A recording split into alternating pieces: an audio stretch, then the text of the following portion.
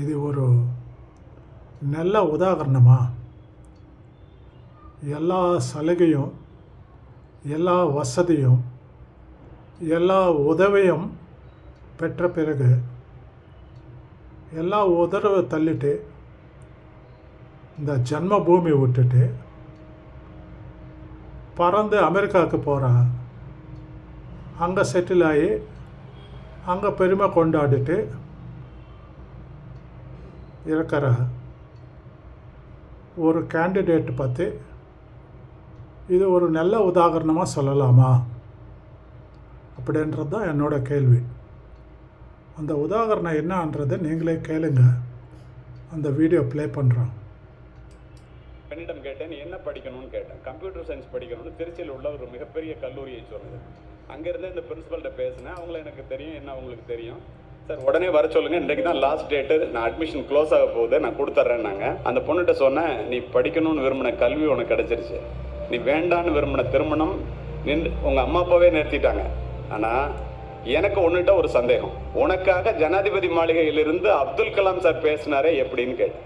அந்த பொண்ணு சொன்னிச்சு, 4 வருஷத்துக்கு முன்னாடி நான் 8வது படிக்கும்போது என்னை கல்வி சுற்றுலா அழைச்சிட்டு போயிருந்தாங்க எங்கள் டீச்சர்லாம் சேர்ந்து. அண்ணாமலை யூனிவர்சிட்டிக்கு அப்துல் கலாம் சார் அப்போ வெறும் அணு விஞ்ஞானியாக தான் இருந்தார், அவர் வந்திருந்தார். நான் எந்திரிச்சு ஒரு கேள்வி கேட்டேன், பெண்களினுடைய முன்னேற்றத்திற்கு அடிப்படை தேவை எதுன்னு கேட்டேன். உடனே அவர் சொன்னார், எஜுகேஷன் அப்படின்னு ஒற்றை வார்த்தையிலே சொல்லிவிட்டு அமர்ந்து விட்டார். அன்றைக்கு எடுத்த புத்தகத்தை நான் கீழே வைக்கவே இல்லை சார். டிஸ்ட்ரிக்டில் ஃபஸ்ட்டு வந்த பிறகு எங்கள் அம்மா அப்பா எனக்கு கல்யாணம் பண்ணுறாங்கன்னு நான் அதிர்ந்து போய்விட்டேன். வேற ஒன்றும் இல்லை சார், கேள்வி கேட்டவங்களுக்குலாம் அவர் ஒரு கார்டு கொடுத்தாரு. அந்த கார்டில் இமெயில் ஐடியும் ஆஃபீஸ் ஃபோன் நம்பரும் இருந்துச்சு. ராத்திரி பூரா அழுது என்ன செய்யறதுன்னு யோசித்து பார்த்து காலையில் நான் தான் சார் ஜனாதிபதி கிட்ட பேசினேன்னுச்சு. நான் அதிர்ந்து போய்விட்டேன். இந்த சம்பவம் இதோடு முடிந்து போயிருந்தால் உங்களிடத்துல நான் சொல்ல மாட்டேன். 8 ஆண்டுகள் கழித்த நண்பர்களே, அமெரிக்காவிலே ஹூஸ்டனிலே நடந்த தமிழ் சங்க கூட்டத்திற்கு நான் சென்று விட்டு உரையாற்றி விட்டு கீழே இறங்கினேன். ஒரு பெண் மேடைக்கு சென்று 2 நிமிடம் அனுமதி வேண்டும் என்று கேட்டு தன்னுடைய கணவன், தன்னுடைய பெற்றோர் எல்லாரையும் மேடைக்கு அழைத்து பேச ஆரம்பிக்கின்றாள். நான் மைக்ரோசாஃப்ட் கம்பெனியில் வேலை பார்க்குறேன். ஒரு மாதத்துக்கு 4.5 லட்சம் ரூபாய் எனக்கு சம்பளம். சாரை பார்க்கறதுக்காக நான் ரொம்ப தூரத்தில் எட்டி இருந்தவ 300 கிலோமீட்டர் டிரைவ் பண்ணி வந்திருக்கேன். எனக்கு ஒன்றும் புரியவில்லை. கலிமூர்த்தி ஐயா அவர்களே, என்னை நீங்கள் மறந்திருக்கலாம். மேதகுமா மனிதர் அப்துல் கலாம் அவர்களையும் உங்களையும் என்னால் மறக்க முடியாது. ஏனென்றால் நான் தான் துறையூர் சரஸ்வதி என்று கூறியது. இது ஒரு நல்ல உதாரணமாப்பா. நீங்கள் யோசிச்சு பாருங்கள்.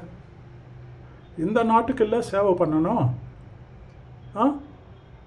ஃபஸ்ட்டு குடிமகனில் இருந்தே ஒரு நோபல், ஒரு நேர்மையான ஒரு போலீஸ் ஆஃபீஸரில் இருந்து